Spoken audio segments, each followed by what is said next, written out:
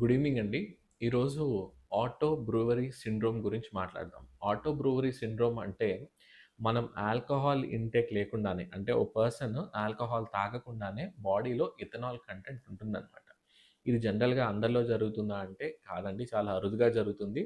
And జనరల్‌గా ఎప్పుడు జరుగుతుంది అనంటే బాడీలో మనకి హెల్ప్ అయ్యే ఈస్ట్ గాని, బాక్టీరియా గాని అదుపు తప్పి మనకి ఎక్కువ క్వాంటిటీస్‌లో పెరిగిపోయి మనం తీసుకునే షుగర్ గాని, కార్బోహైడ్రేట్‌ని గాని ఎథనాల్ ఫార్మ్‌లోకి మారుస్తుందనమాట.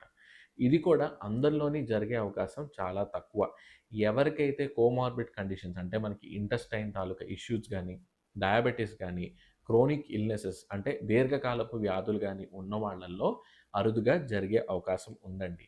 దీని తాలూకా ట్రీట్మెంట్ ఏంటంటే ఒక హోలిస్టిక్ అప్రోచ్ ఉంటుందండి. అంటే న్యూట్రిషన్‌లో మన షుగర్ ఇంటేకు, కార్బోహైడ్రేట్ ఇంటేకు తగ్గించడం. అండ్ ప్రోటీన్‌తో అది రీప్లేస్ చేయడం. And at the same time A bacteria, A east వల్ల కాజ్ అవుతుందో దాన్ని ఫైండ్ ఔట్ చేసి దాన్ని కంట్రోల్ చేసే పద్ధతులు. అండ్ ఇంకా తదితర ఇన్వెస్టిగేషన్స్, డీటెయిల్ ఇన్వెస్టిగేషన్స్ చేసి ఏ ఏరియాస్‌లో ప్రొడ్యూస్ అవుతుంది అన్నది చూసుకొని దానికి అనుగుణంగా ట్రీట్మెంట్ అన్నది చేసుకోవాలండి. సో, ఇట్లాంటి సింప్టమ్స్ చాలా అరుదుగా ఉంటాయి. ఎవరిలోనైనా కనబడితే మాత్రం ఎక్స్‌పర్ట్‌ని కలవడం చాలా ఇంపార్టెంట్ అండి.